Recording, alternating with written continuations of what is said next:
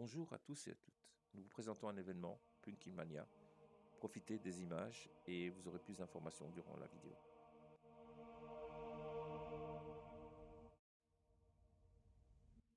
J'ai entendu dire également des courses de potirons de citrouilles énormes qui mettent dans l'eau et les gens peuvent pagayer avec des citrouilles et autres. Je vais être très honnête avec vous, je les ai pas vus quand j'y étais. J'ai vu des espèces de cadavres de citrouilles un peu plus loin dans le lac qui semblaient être coupés en deux. Peut-être qu'ils les ont utilisés à ce moment-là, mais je trouve qu'ils auraient dû faire quand même sur une des rives, mettre quelques citrouilles en forme de bateau ou quelques citrouilles qui ont été coupées justement pour l'événement, pour que les gens puissent voir ce qu'il en est.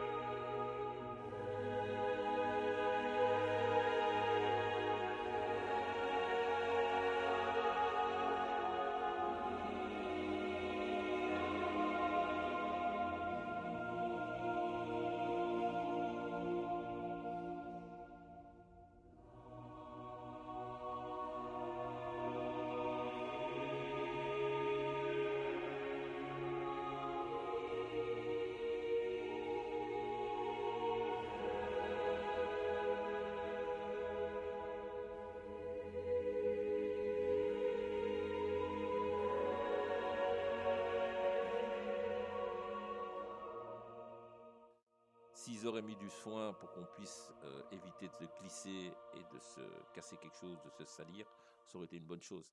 Maintenant, c'est vrai qu'entre certaines scènes, il y a énormément d'espace, il y a énormément de vide. Il y a certaines scènes qui sont aussi un peu vides, qui sont un peu laissées à l'abandon, comme par exemple la scène où on voit les araignées.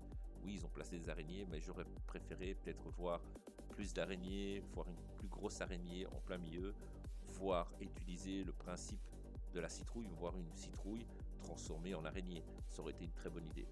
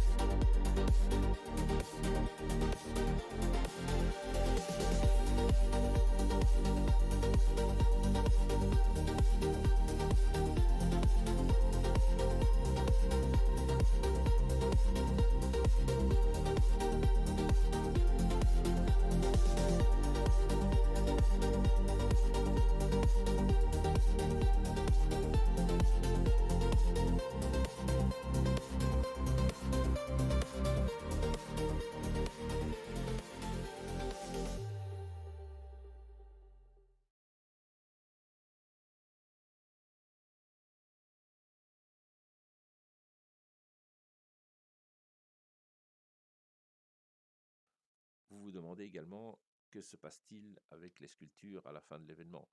Que font-ils avec ces centaines de tonnes de potirons, de citrouilles qui ont pourri avec le temps à cause de l'intempérie ou à cause justement du fait d'être présents?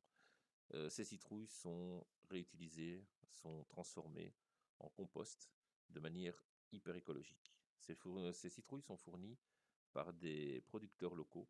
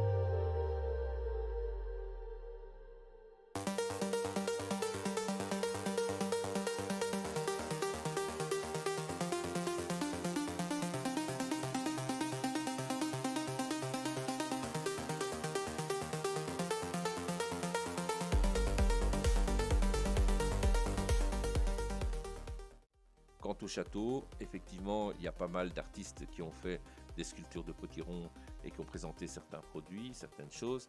Le problème, je trouve qu'ils auraient dû utiliser la surface de manière un peu plus professionnelle.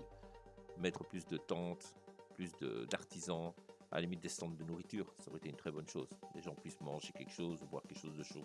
Également, au niveau du parcours, faire un parcours fléché, mettre des flèches, des pancartes qui permettent aux gens de dire voilà, je vais passer par-ci, peut-être même les remplir ou voire même les baliser pour éviter que les gens aillent se perdre en plein milieu d'un bois ou d'un champ.